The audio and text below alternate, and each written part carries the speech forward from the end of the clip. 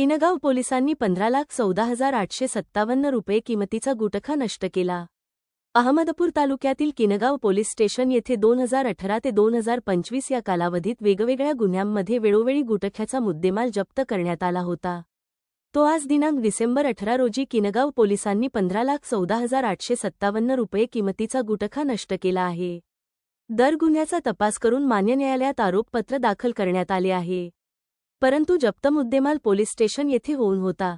सहाय्यक पोलीस निरीक्षक माणिकराव डोके यांनी सदरचा मुद्देमाल नष्ट करण्याची परवानगी मागितली होती. माननीय न्यायालयाने सदरचा मुद्देमाल नष्ट करण्याबाबत अन्न व औषध प्रशासनाला आदेश दिले होते. आज रोजी अन्न व औषध प्रशासनाचे अन्नसुरक्षा अधिकारी लोंढे हे त्यांच्या पत्रासह किनगाव पोलीस स्टेशन येथे आले.